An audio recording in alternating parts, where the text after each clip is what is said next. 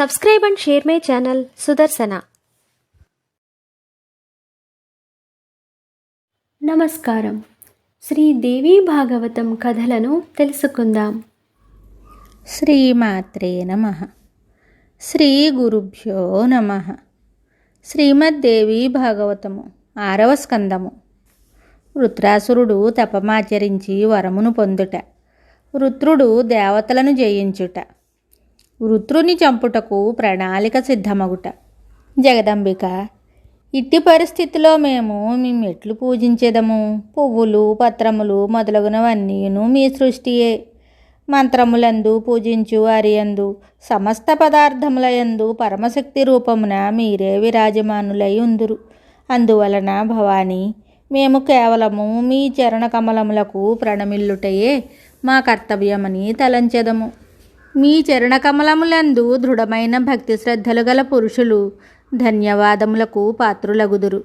కామక్రోధాది వికారములు లేని యోగి జనములు కూడా ముక్తిని పొందగోరుచు మనస్సులో నిరంతరము మిమ్ములనే చింతన చేయుచుందురు. మీ చరణము సంసార రూప సముద్రము దాటుటకు సుదృఢమైన నౌక. సకల వేద పారంగతులైన బ్రాహ్మణులు యజ్ఞములను చేయించుటయందు నిమగ్నులై ఉందురు. అట్టివారును ప్రశంసనీయులు. హోమము చేయునప్పుడు వారి ద్వారా సదా మీ స్మరణయే జరుగుచుండును. దేవతలను సంతుష్టులను చేయుటకు స్వాహ, పితరులను తృప్తిపరచుటకు స్వధ ఈ శబ్దములు ఉచ్చరింపబడును. ఇవన్నీ మీ నామములే కదా. మేధ, కాంతి, శాంతి అట్లే గొప్ప మనోరథములను నెరవేర్చు ప్రసిద్ధమైన బుద్ధి కూడా మీరే. త్రిలోకములందలి సమస్త వైభవము మీదే. మీ సేవకులను కరుణించి వారిని సదా మీరే శక్తి సంపన్నులను చేయుచుందురు. వ్యాసుడు చెప్తున్నాడు. ఇట్లు దేవతలు స్తుతించగా భగవతి జగదంబ సుందర రూపమును ధరించి వారి ఎదుట ప్రత్యక్షమయ్యను. ఆమె తన చక్కని శరీరము మీద సకలాభరణములు ధరించి ఉండెను. పాశము, అంకుశము, అభయముద్రల చేత సంపన్నురాలై 4 భుజములతో శోభిల్లుచుండెను. కంకణములతో శబ్దము కలుగుచుండెను. పట్టుదారముతో కట్టబడిన నడుము భాగము మిక్కిలి మనోహరమై ఉండెను. ఆమె వాణి కోయిలవలే మధురమై ఉండెను. కాలి అందెలు గల్లు గల్లుమని నినదించుచుండెను. ఆ దేవి నెలవంకతో సుశోభితురాలై ఉండెను.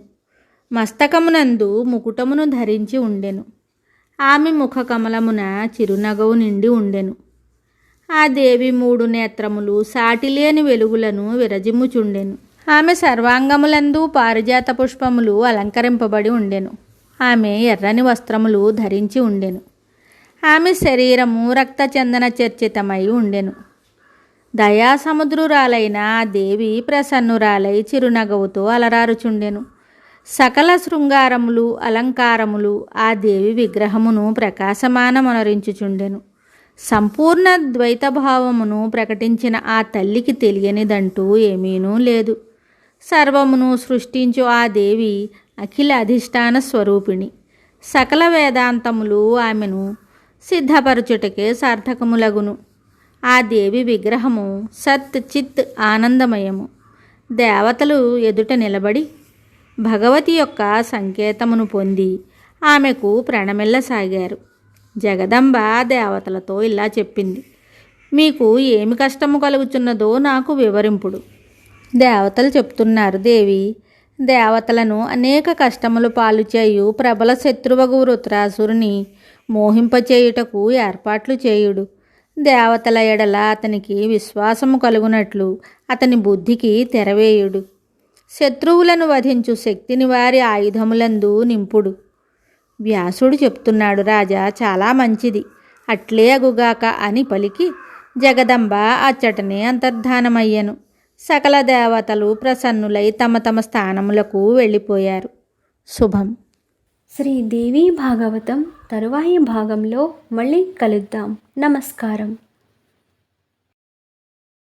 Subscribe and share my channel Sudarsana.